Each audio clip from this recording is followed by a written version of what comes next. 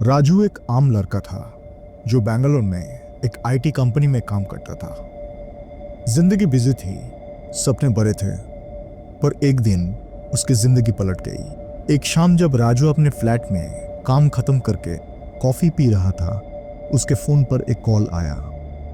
Call उसके गांव माधोपुर से था। चाचा का बेटा मुन्ना रोते हुए बोला, राजू भैया, घर में सबने अपनी जान ले ली। कॉफी का कप राजू के हाथ से छूट गया। जमीन पर गिरते ही आवाज हुई, जैसे किसी चीज का अंत हो गया हो। क्या क्या बकवास कर रहा है मुन्ना? राजू चीख पड़ा। मुन्ना सिर्फ रोता रहा। भैया, सब खत्म हो गया। माँ, बाबूजी, छोटी सब चले गए। राजू बिना कुछ सोचे तुरंत बेंगलोर से माधोपुर के लिए निकल पड़ा। फ्लाइट ली, फिर टैक्सी। जब राजू गांव पहुंचा तो माहौल अजीब था। हर तरफ सन्नाटा था। लोग उसे आंखों में अजीब डर के साथ देख रहे थे, जैसे सब कुछ जानते हो पर कह नहीं रहे हो। मुन्ना ने उसे घर के अंदर ले गया। वहां 3 लाशें थी, उसकी मां, बाऊजी और छोटी बहन की। सारे शव सफेद कपड़ों में लिपटे थे।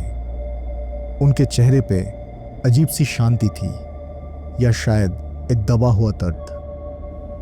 कैसे हुआ ये सब? राजू ने फाइनली पूछा। मुन्ना आंखों में आंसू भर के बोला, कहते हैं डिप्रेशन था सबको, इसीलिए सबने एक साथ सुसाइड कर लिया। राजू को कुछ समझ नहीं आया। उसका मन मान नहीं रहा था। उसकी मां तो रोज मंदिर जाती थी, बाऊजी एकदम मजबूत आदमी थे, और छोटी, वो तो खुशियों की भंडार थी। कुछ तो गड़बड़ थी। 3 दिन बाद अंतिम संस्कार हुआ।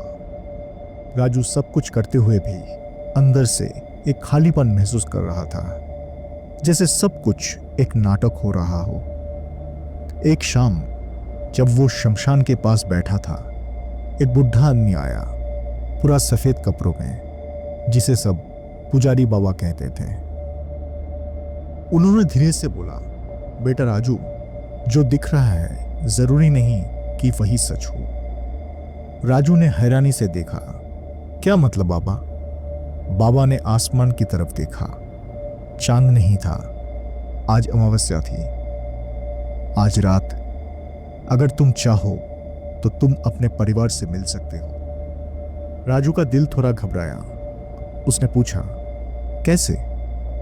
बाबा ने उसे एक पुरानी सी लेक के बारे में बताया, काला घाट, जहां कहते हैं कि अमावस्या की रात में मरे हुए लोग अपने अपनों से मिलते हैं। पर याद रखना बेटा, हर सच को झेलना आसान नहीं होता, बाबा ने चेतावनी दी।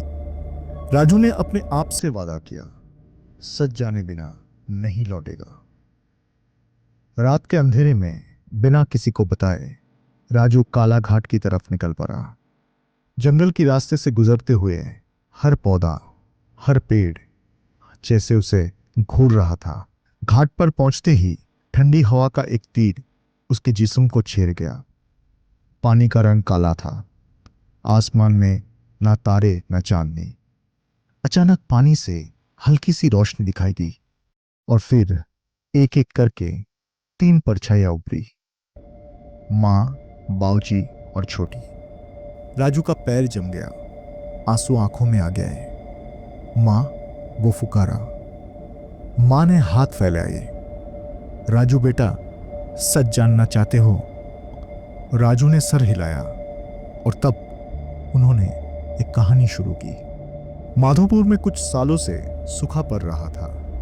गांव के लोगों को लगता था कि उनके देवता उनसे नाराज हैं। उसके गांव के मुखिया ने कुछ लोगों से मिलकर एक बलि का फैसला किया।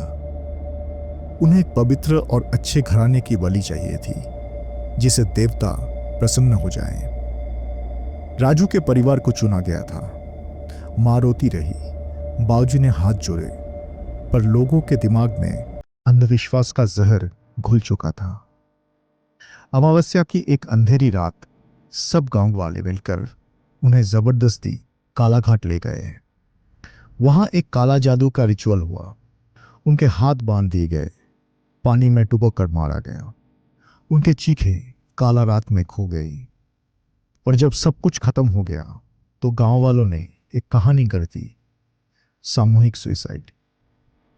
राजू का दिल पिघल गया, आंखों से आंसू बहने लगे। छोटी ने हमेशा की जैसे मुस्कुराते हुए बोला, भैया हमें न्याय दिलावे ना। राजू ने अपना हाथ कसकर बंद किया। हाँ, कसम से मैं तुम्हारे लिए लड़ूंगा। पानी में तेज से लहर आई। माँ, बाबूजी और छोटी धीरे धीरे धुंधलाने लगे और राजू अकेला रह गया। अगली सुबह राजू सीधा पुलिस स्टेशन गया। प्रूफ नहीं था, सिर्फ कहानी थी। पुलिस हंस पड़ी। भूत प्रेत की कहानी लेकर आया है क्या? इंस्पेक्टर ने बोला। पर राजू हार नहीं माना। उसने कालाघाट के आसपास कुछ लोगों से बात किया, पुजारी बाबा का सहारा लिया, गांव के कुछ बुजुर्गों से चुप के बात की। आखिरकार एक दिन एक बूढ़ी औरत कमली चाची रोया और सच बोल दिया, हाँ हमने मारा था तुम्हारे परिवार को, सब मिलकर। हमको माफ कर दो बेटा। उनकी कन्फेशन रिकॉर्ड कर लिया गया। राजू ने पूरा केस मीडिया तक पहुंचाया।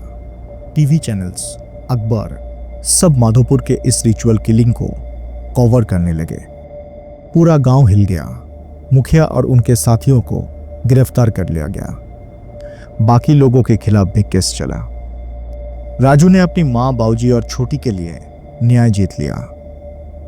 1 साल बाद जब नई अमावस्या आई, राजू फिर कालाघाट गया। इस बार हवा में एक शांति थी। पानी का रंग अब पीला सा लग रहा था, जैसे कुछ बोझ हल्का हुआ हो। और वहां एक बार फिर माँ, बाबूजी और छोटी आए, पर इस बार उनके चेहरे पे शांति थी। छोटी ने हंसते हुए कहा, भैया अब हम आजाद हैं। माँ ने प्यार से राजू के सर को छुआ। बेटा अब तू अपनी जिंदगी खुशी से जी। और फिर तीनों रोशनी बनकर आसमान में खो गए। राजू अकेला रह गया, पर इस बार उसका दिल हल्का था। गांव में नए लोग आए। अंधविश्वास को समाप्त कर दिया गया। राजू हर साल अमावस्या की रात एक दिया जलाता था उस कालाघाट पर अपने परिवार के लिए। और जब हवा चलती थी तो उसे अपनी छोटी की हंसी, माँ का प्यार और बाबूजी का हाथ अपने कंधे पर महसूस होता था।